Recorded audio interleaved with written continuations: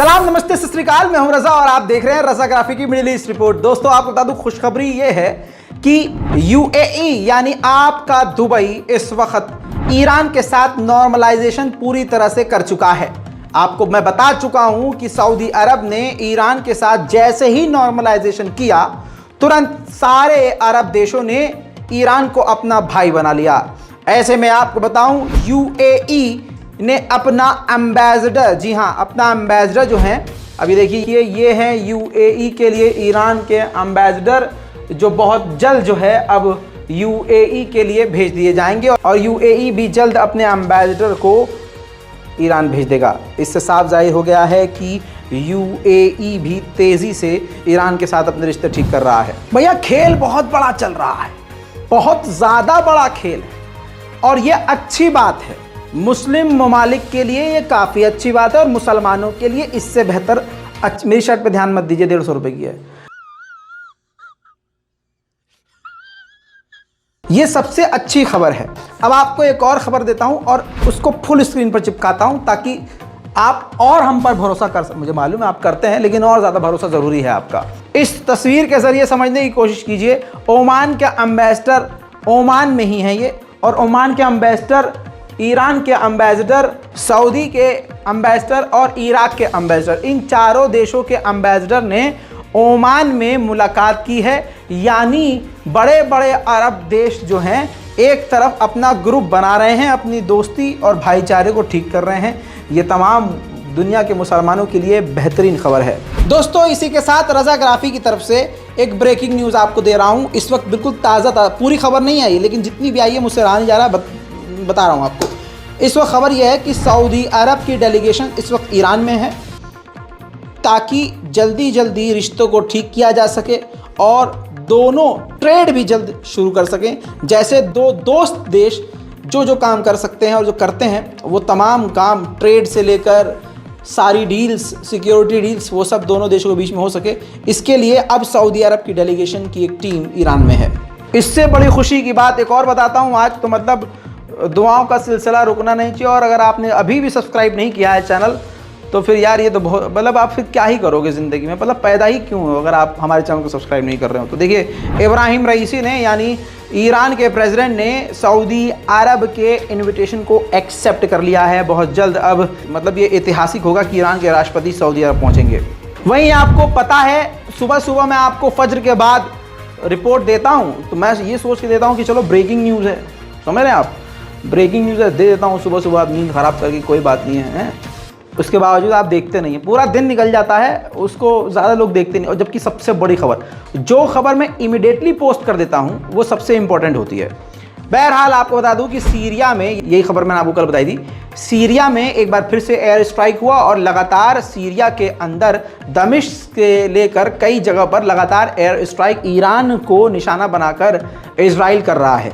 इन तमाम चीज़ों के बाद जो कल हमला किया है उसने, इजराइल ने, उस हमले में सीरिया के 2 सिविलियन मारे गए। इस पर सीरिया की गवर्नमेंट ने ऑफिशियल स्टेटमेंट जारी करके कहा है कि इजराइल इसलिए ये सब कुछ कर रहा है ताकि इजराइल के अंदर जो नेतन्याहू की सरकार के खिलाफ हिंसक प्रदर्शन हो रहे हैं ना, उससे दुनिया का ध्यान हट सके। इसके अलावा सीरिया में इजराइल के द्वारा जो 2 ईरानी कमांडर मारे गए हैं, जिनके बारे में, जिनकी मौत को एक्सेप्ट ईरान ने किया है, जो इजराइल की काफ़ी बड़ी जीत हुई है, उनके फ्यूनरल यानी उनके जो आखिरी रस्म थी, उसकी जो तस्वीरें ईरान से सामने आ रही हैं, वो दिल दिखाने वाली हैं।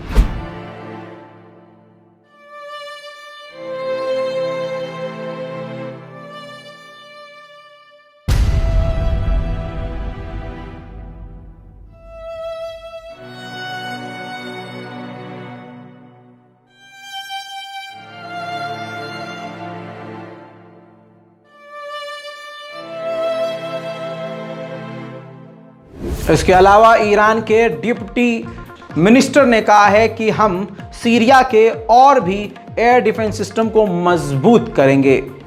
वहीं यूएन भी बुरी तरह से भड़क गया है और काफ़ी ज़्यादा परेशान है ईरान को लेकर।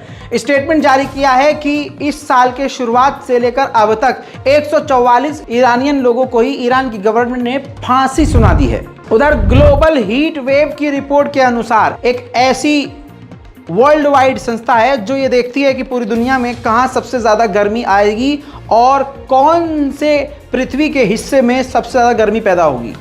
इस साल आने वाले कुछ समय में ही कहा जा रहा है कि सबसे ज़्यादा गर्मी ईरान में होगी और इतनी गर्मी होगी कि ईरान में कई मौत गर्मी की वजह से होगी। उधर वहीं बड़ी खबर यह है कि ईरान के मशहद के वेयर हाउस में आग लगी है। ईरान का जो मशहद इलाका है वो काफ़ी फेमस है, काफ़ी ज़्यादा टूरिस्ट वहाँ आते हैं। वेयर हाउस में वहाँ आग लगी है, आग की वजह सामने नहीं है।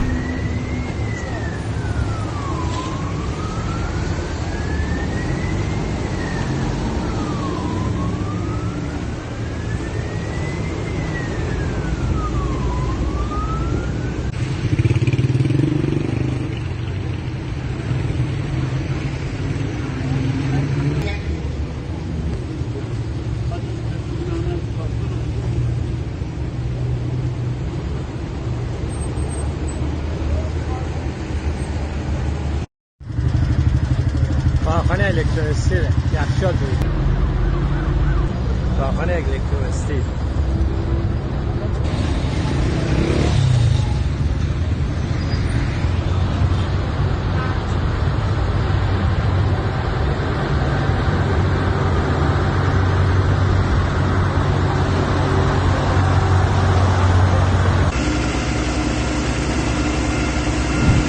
तमाम इन चीज़ों के बाद उधर आज़रबाईजान भी लगातार ईरान को एक तरह से प्रताड़ित करने की कोशिश कर रहा है, क्योंकि आज़रबाईजान के अब ऐसे ही हालात होंगे, उससे उम्मीद भी नहीं कर सकते, क्योंकि आज़रबाईजान ने रिश्ता इजराइल के साथ ठीक कर लिया है। तो अब इजराइल के इशारे पर ही आज़रबाईजान ताता थैया करेगा। अब आप देखिए, आज़रबाईजान ने एक बार फिर से ईरान के एम्बेसडर को समन किया है और जो हालात बिगड़े हुए हैं उनका जिम्मेदार ईरान को ही ठहराया जा रहा है।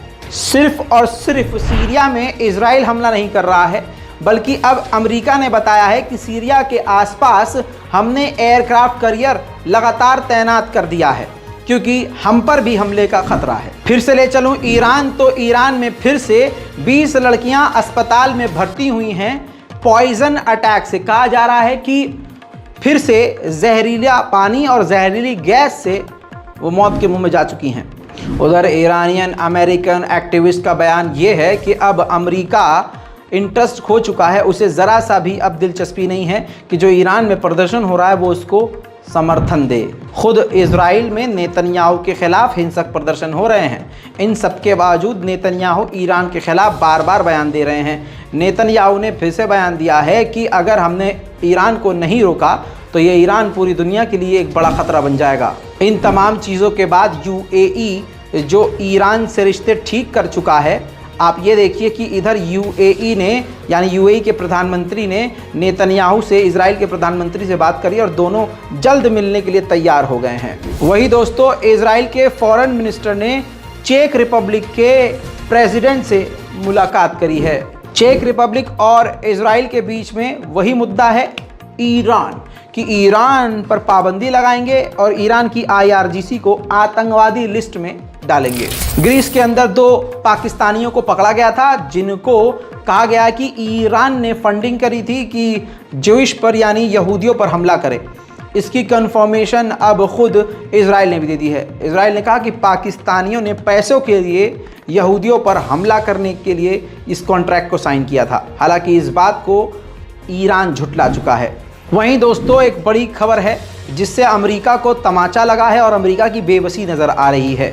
जॉर्डन के अंदर जो अमेरिका के एम्बेसडर हैं, उन्होंने एक इंटरव्यू में कहा है कि अमेरिका ने जॉर्डन से कहा है कि आप बशर अल असद यानी सीरिया की गवर्नमेंट से नॉर्मलाइजेशन ना करें, लेकिन अमेरिका की बात को ठुकराते हुए सीरिया की सरकार से जॉर्डन जल्द नॉर्मलाइजेशन करने वाला है।